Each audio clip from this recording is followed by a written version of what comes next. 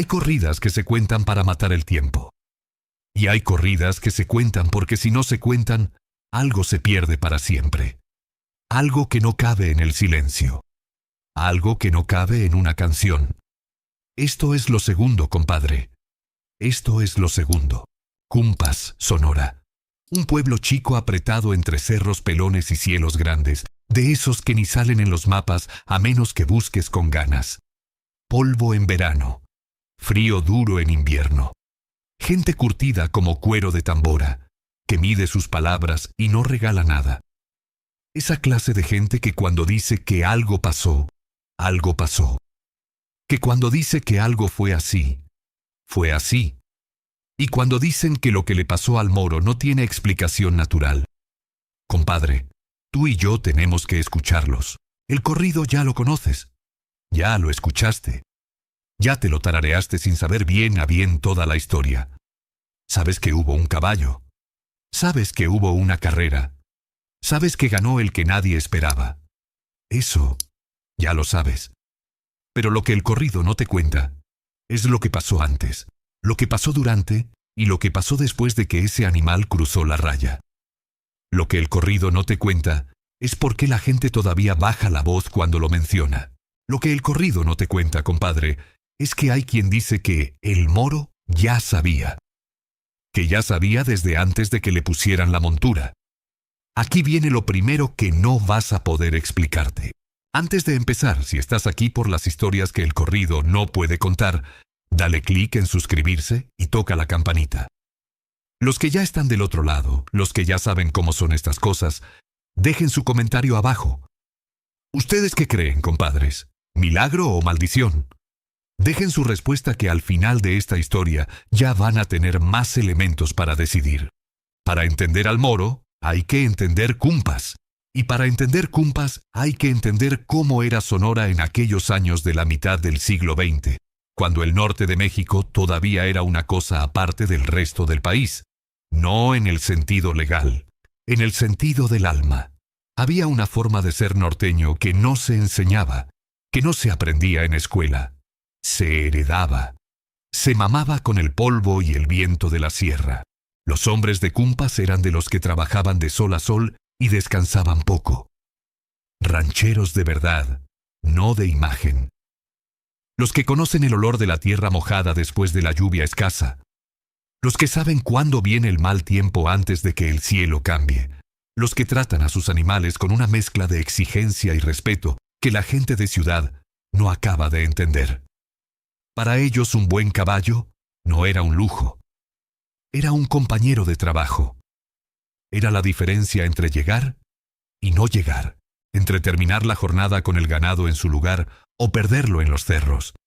Y hay que entender qué significa eso en serio, compadre.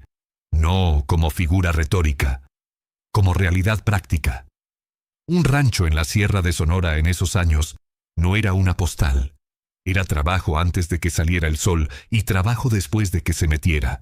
Era saber cuántos litros de agua le quedaban al aljibe y hacer que alcanzaran hasta la siguiente lluvia. Era conocer cada trecho de tu tierra y cada animal de tu hato con la misma intimidad con que la gente de ciudad conoce las calles de su colonia. Y en ese mundo, el caballo era el instrumento más importante que un hombre podía tener. No el más caro, el más importante. Porque con él llegabas. Sin él, muchas veces, no llegabas. Por eso los hombres de Cumpas entendían a sus caballos de una manera que iba más allá del entrenamiento. Los observaban, les aprendían los hábitos, los miedos, los gustos. Sabían cuándo un animal estaba enfermo antes de que mostrara síntomas visibles, porque llevaban años leyendo en los ojos y en el andar de sus bestias una información que no venía escrita en ningún libro. Era conocimiento ganado a fuerza de convivencia y de dependencia mutua. Y entre todos los caballos que andaban por esas tierras, había uno que los viejos empezaron a mencionar con un tono distinto. No con exageración. Con ese respeto seco que los norteños le dan a las cosas que los han sorprendido. El Moro de Cumpas no era el más alto. No era el más bello si lo comparabas con los caballos de pura sangre que traían los hacendados del sur. Era un animal prieto, fuerte, de pecho ancho y cuello corto, con una mirada que la gente describía de maneras distintas, pero que siempre terminaba en lo mismo. Que ese animal te veía y tú sentías que te estaba midiendo. No con maldad, con algo más serio que la maldad. Con una clase de inteligencia antigua que ponía incómodo al que no estaba acostumbrado. Los que lo trabajaban decían que obedecía antes de que le dieran la orden. Que en el potrero, cuando había que separar cierta res del hato, él ya iba hacia allá antes de que el jinete lo dirigiera. Que en los caminos de noche, cuando había peligro, se detenía solo y esperaba sin que nadie le jalara el freno. Cosas así, compadre. Cosas que tú podrías explicar con entrenamiento, con costumbre, con olfato animal.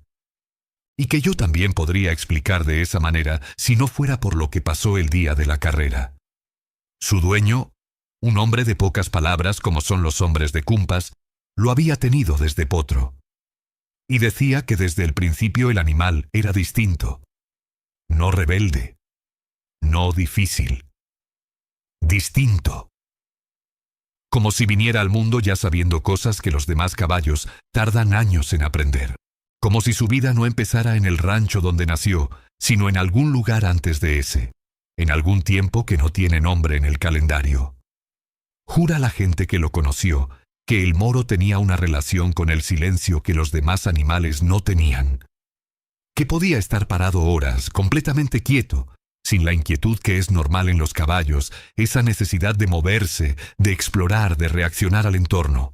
Él se quedaba quieto como si estuviera escuchando algo que los demás no podían escuchar, como si tuviera acceso a una frecuencia que estaba más allá del alcance de los oídos comunes. O lo mejor según se mire, nomás era un caballo muy bien comido y muy bien descansado. Con los burros nunca se sabe, y con los caballos tampoco a veces. Pero eso viene después. Agua Prieta.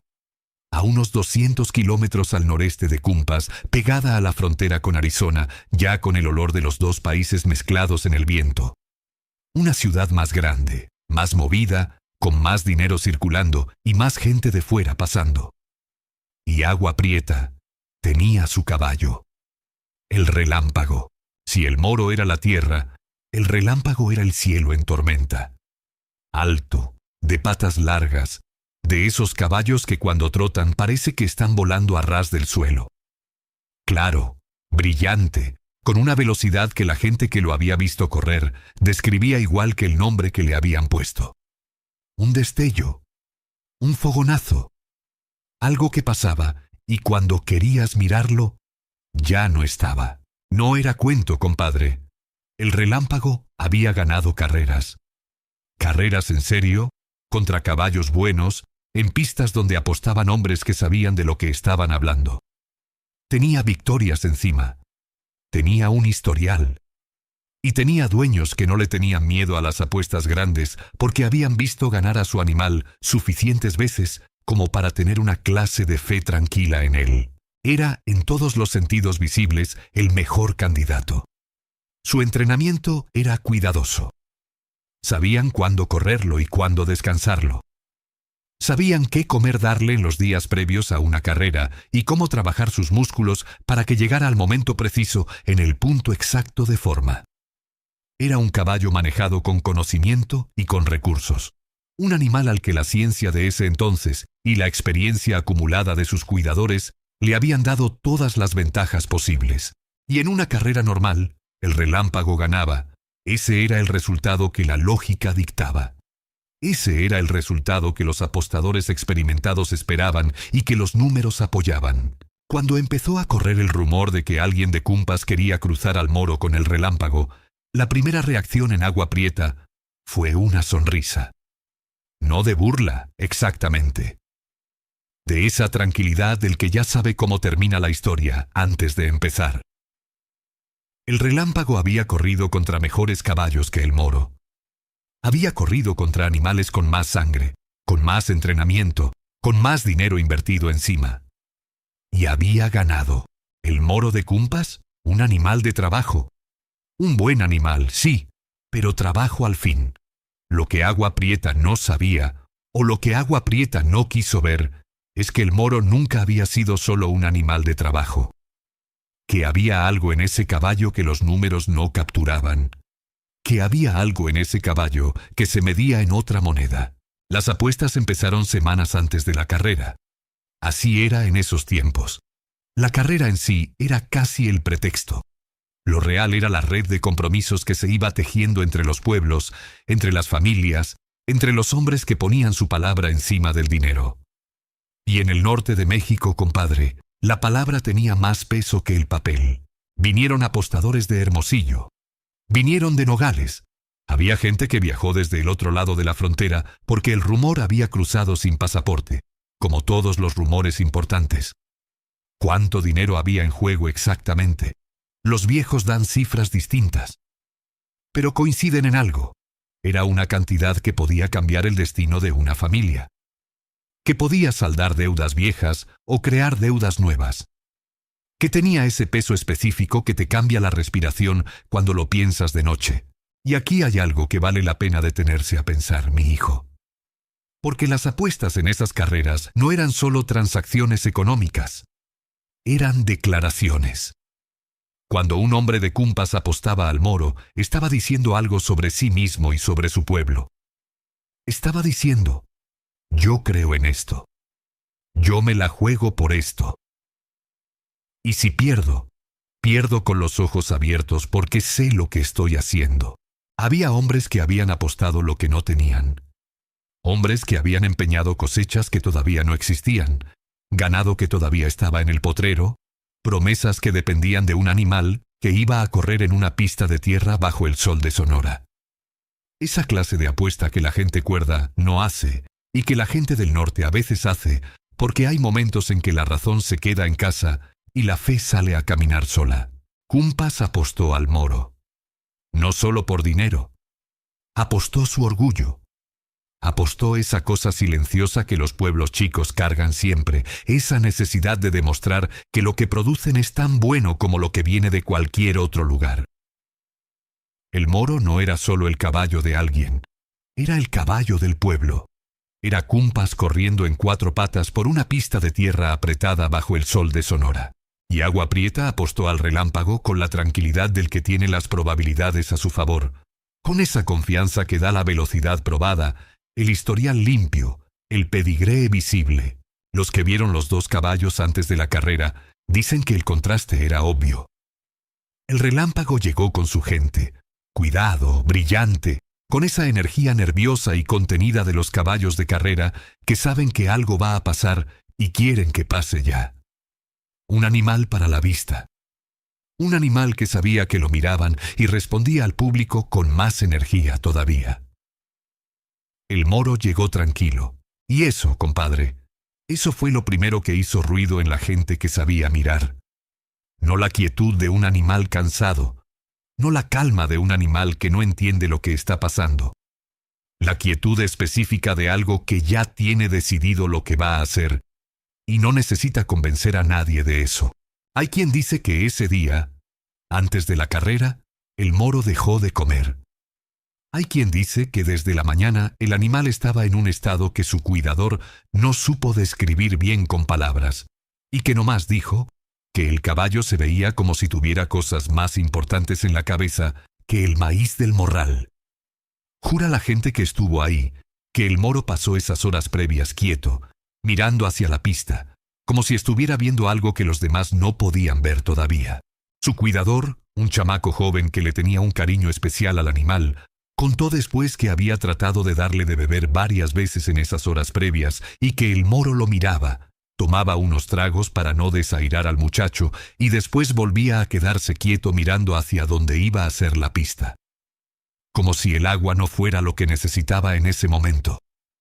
Como si lo que necesitaba no viniera del balde. Y aquí, compadre, aquí está el mero corazón de esta historia. ¿Qué veía el moro? La pista era de tierra, recta, bajo ese cielo de Sonora que parece más alto que en otras partes. No sé si es el aire o es la costumbre de la gente de mirar hacia arriba buscando lluvia que no llega. El calor apretaba como siempre. El olor a polvo y a gente y a animales mezclados. El ruido de las conversaciones, de las apuestas que todavía se estaban cerrando, de los niños que corrían entre las piernas de los adultos sin entender bien lo que estaba pasando, pero sintiendo que algo importante estaba a punto de ocurrir.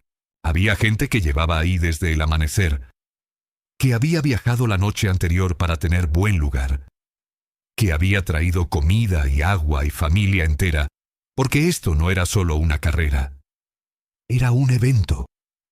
Era de esos días que los pueblos guardan en la memoria colectiva como hitos, como puntos de referencia en el tiempo. Antes de la carrera, después de la carrera. La pista no era larga en términos absolutos. Era la distancia de siempre en esas carreras del norte. Esa distancia que separa a los animales de explosión de los animales de resistencia. Esa franja de tierra donde se decide qué clase de velocidad importa más. La que sale rápido o la que dura. Y eso, en ese momento, era todo. Los dos caballos en la salida. El relámpago moviéndose, inquieto, con esa energía que los apostadores de agua prieta interpretaban como velocidad lista para soltarse. El moro quieto, siempre quieto. Su jinete encima, sin necesitar calmar al animal, porque el animal no necesitaba que lo calmaran. El jinete del moro era un hombre callado. Los que lo conocían decían que tenía una relación con el caballo que iba más allá de lo normal entre un hombre y su montura. Que cuando estaba encima del moro, era difícil saber dónde terminaba el hombre y dónde empezaba el animal. Que los dos se movían como una sola cosa cuando era necesario y descansaban como una sola cosa cuando no lo era. Ese hombre, encima del moro, en la salida, tampoco se movía. Cuentan que en el momento antes de la salida, los dos caballos se miraron. No sé si los caballos se miran de esa manera. No soy jinete, no soy veterinario, no tengo forma de saber qué pasa en la cabeza de un animal. Pero los viejos que estaban ahí cuentan que los dos caballos se miraron y que el relámpago pateó el suelo y giró la cabeza y que el moro no movió nada. La salida. El relámpago salió como su nombre. Un destello. Esa velocidad inmediata, explosiva, que los caballos de carrera llevan en los tendones desde el primer paso. En los primeros metros era visible la diferencia. El relámpago adelante, abriendo distancia, con su gente en el público empezando a relajarse porque esto era lo que esperaban. Esto era lo normal. Esto era como iba a terminar. El moro corría. Corría sin la explosión del relámpago. Sin ese fogonazo inicial que ponía a la gente a gritar. Corría con otra cosa. Con esa determinación específica que no tiene que ver con la velocidad, sino con algo anterior a la velocidad. Con algo que está debajo de la velocidad, que la sostiene, que no se termina. Y el relámpago corría. Y el moro corría detrás. Y la distancia no se cerraba como querían los de Cumpas. Y el relámpago seguía adelante. Y el sol seguía apretando. Y la pista seguía pasando bajo las patas de los dos animales. Y entonces algo cambió. No en la pista. No en los caballos. Primero cambió en el aire. Hay quien dice que lo sintieron antes de verlo. Esa tensión específica cuando algo que estaba sucediendo de una manera empieza a suceder de otra. Cuando la historia que ya todos tenían escrita en la cabeza empieza a borrarse y a escribirse de nuevo con otra pluma. El moro empezó a cerrar, despacio al principio, después con más fuerza. Con esa clase de fuerza que no viene de una arrancada, sino de algo que estaba ahí todo el tiempo y que nomás estaba esperando el momento de mostrarse. El relámpago seguía corriendo. Seguía corriendo bien. Seguía corriendo como el gran animal que era. Pero el moro lo alcanzó. Lo alcanzó en la mitad de la pista y lo empató y lo empezó a dejar atrás. Cuentan que el silencio cayó primero. Antes de los gritos hubo un momento de silencio. Ese silencio que pasa cuando la gente está viendo algo que no esperaba y el cerebro necesita un segundo para confirmar que los ojos no están mintiendo. Y después los gritos. Cumpas gritó. Cumpas gritó con esa clase de grito que no es alegría solamente. que es confirmación de algo que se creía, pero que nunca se había visto probado, que es orgullo y alivio y algo que no tiene nombre exacto, pero que la gente del norte conoce bien. El moro adelante, el moro corriendo, el moro con esa tranquilidad suya incluso a esa velocidad, incluso en ese momento, incluso con la carrera entera apilada encima de sus patas. El moro cruzó la raya. Ahora viene lo que el corrido no puede cantar, porque una canción necesita terminar. Una canción necesita un acorde final, una nota que se sostiene, y después se apaga. Y lo que pasó después de que el moro cruzó la raya no tiene acorde final. Tiene algo distinto. Tiene esa clase de silencio que viene después de que algo muy grande termina de una manera que nadie esperaba. El moro cruzó la raya. Y cayó. No de golpe, dicen los que lo vieron. No como un animal que tropieza o que lo tira algo. Cayó como se recuesta algo que ya terminó lo que tenía que hacer. Cayó despacio, casi con cuidado, y cuando quedó en el suelo, ya no se levantó. El chamaco que lo había cuidado esa mañana, el que le había intentado dar de beber y que el moro había mirado con esa calma suya antes de voltear hacia la pista, fue el primero en llegar. Corrió más rápido que nadie. Y cuando llegó y vio al animal en el suelo, se arrodilló ahí mismo y la gente que llegó después dice que no lloraba. Que estaba en ese estado que está más allá del llanto, donde la pena es tan grande que se vuelve quieta, como el agua muy profunda que no tiene olas. La gente que corría hacia él para celebrar se detuvo antes de llegar. Hay quien dice que en ese momento entendieron algo que no habían entendido durante toda la carrera. Que la quietud del moro antes de salir no era calma, era despedida. Que lo que el animal tenía en los ojos cuando miraba la pista no era concentración, era conocimiento. El moro de Cumpas había ganado la carrera más importante de su vida y había dado lo último que le quedaba para ganarla. Los veterinarios después dijeron lo que los veterinarios tienen que decir, que el corazón del animal había cedido bajo el esfuerzo, que era posible que tuviera alguna condición que nadie había detectado, que el estrés de la competencia a veces produce esto en animales que no están acondicionados para ese nivel de exigencia. Cosas que se pueden decir y que son verdad y que al mismo tiempo no explican nada.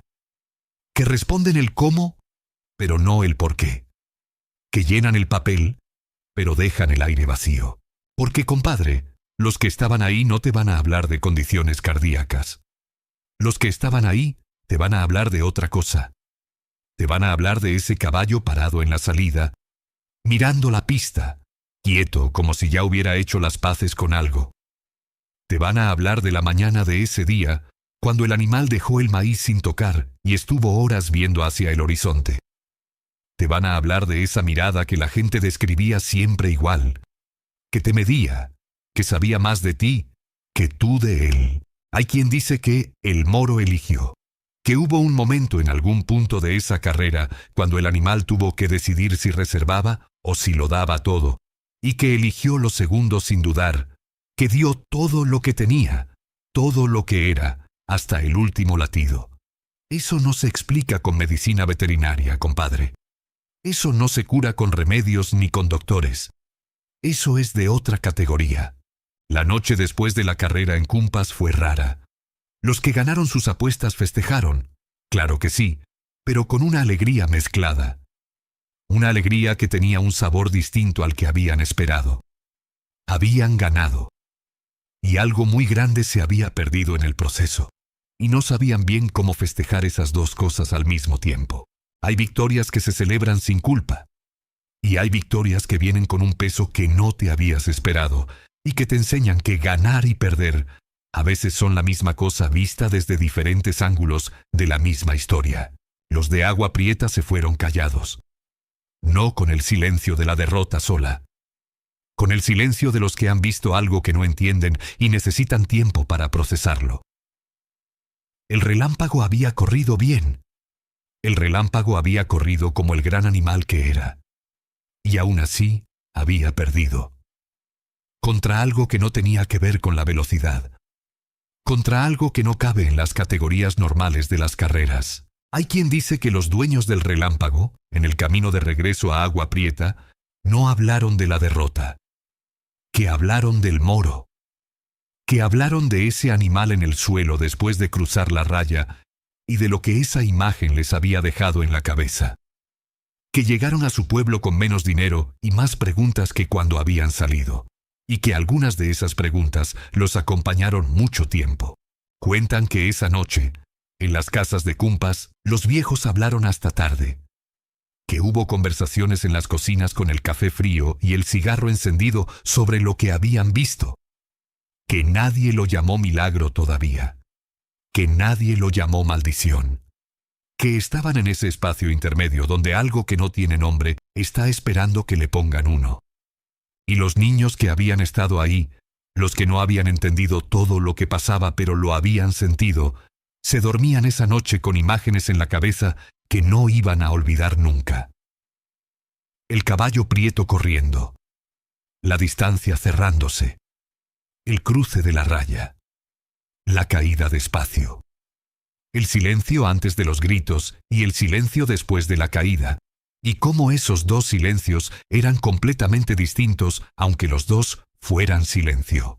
Esos niños crecieron y les contaron a sus hijos, y sus hijos les contaron a sus hijos, y lo que se fue pasando no era exactamente el evento, era el peso del evento, era esa sensación de que habías estado presente en algo que importaba, en algo que decía algo sobre lo que puede llegar a ser un ser vivo cuando elige no reservar nada.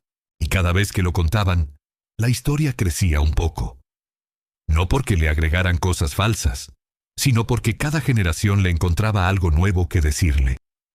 Algo que la historia les enseñaba a ellos que no le había enseñado a la generación anterior, porque cada generación llega a la historia con preguntas distintas y la historia les contesta con lo que necesitan escuchar.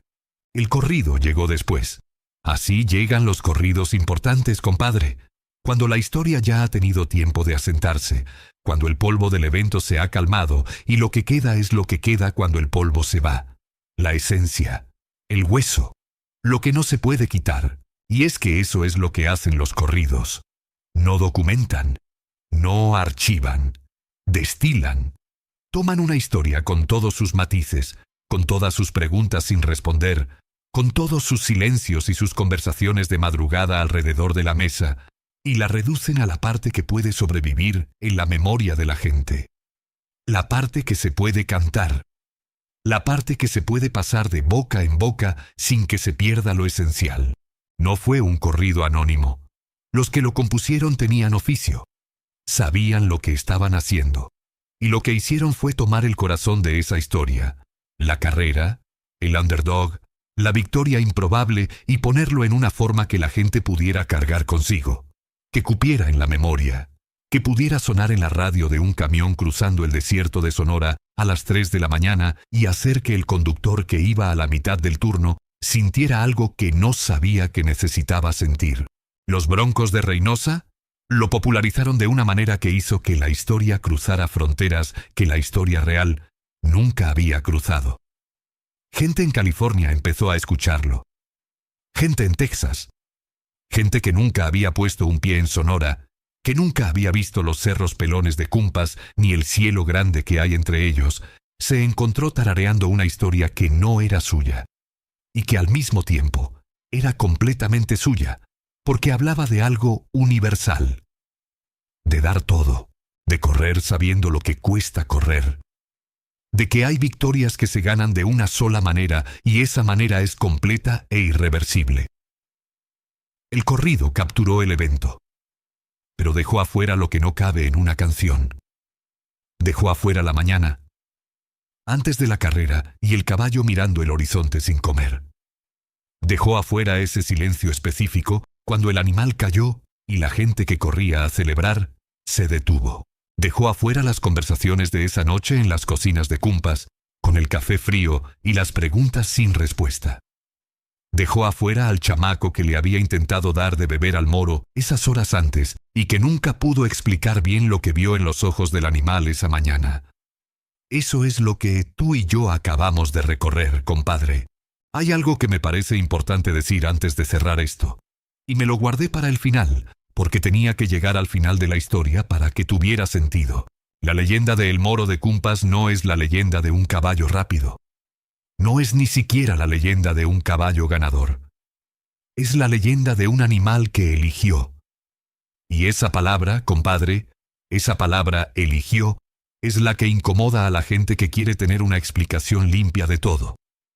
Porque si lo que pasó ese día fue una falla cardíaca predecible, si fue un accidente biológico, entonces la historia es triste pero cerrada. Tiene principio y final y un diagnóstico médico en el medio. Pero si el moro eligió, si hubo algo en ese animal que entendió lo que estaba en juego y decidió que valía la pena, entonces la historia no está cerrada. Entonces la historia habla de algo que no se puede poner en un expediente veterinario. De algo que los hombres de Cumpas reconocieron cuando vieron al animal parado en la salida, mirando la pista con esa tranquilidad que no era calma, sino conocimiento. Lo que sí sé, compadre, es que esa pregunta de si el moro eligió, es la misma pregunta que les hacemos a los seres humanos que hacen cosas extraordinarias. Que se preguntan por los soldados que se lanzan sobre una granada para salvar a sus compañeros. Que se preguntan por las madres que levantan automóviles con sus propias manos para sacar a sus hijos. Que se preguntan por los hombres y mujeres que se quedan en un barco que se hunde para que otros puedan irse en los botes salvavidas. ¿Eligieron? ¿O simplemente su naturaleza, llevada hasta su límite extremo, hizo lo único que podía hacer? Y quizás, compadre, quizás esa distinción no importa tanto como pensamos. Quizás lo que importa es el resultado. Que cuando llegó el momento, cuando la pista estaba ahí, y la distancia había que cerrarla, y el pueblo entero estaba apostando a algo que iba más allá del dinero, el moro corrió. Corrió con todo. Sin reservar nada. Sin calcular cuánto le quedaba, ni cuánto necesitaba guardar para después. No había después en la ecuación del moro. Solo había ese momento. Solo había esa pista. Solo había esa raya que había que cruzar primero. Y aquí, compadre, aquí te devuelvo la pregunta que te hice al principio. ¿Milagro o maldición? O quizás las dos cosas son la misma, cuando se lleva hasta el final. Lo que sí sé, compadre, es que el moro de Cumpas no fue solo un caballo. Fue Cumpas entero corriendo en 4 patas bajo ese sol de Sonora.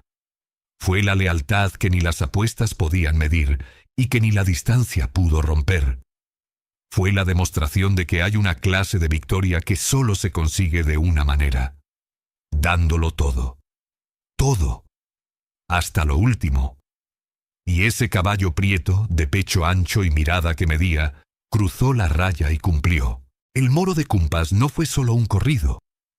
Fue el momento en que un pueblo chico entre cerros pelones le demostró al resto que lo que tienen no se mide en altura, ni en pedigrí, ni en historial de carreras. Se mide en corazón. Y ese corazón, compadre, ese corazón fue el más grande que vio Sonora en muchos años. Los viejos todavía bajan la voz cuando lo mencionan, y yo creo que tienen razón. Ahí en tu pantalla hay otra historia esperándote. Dale clic ahora. Te espero del otro lado.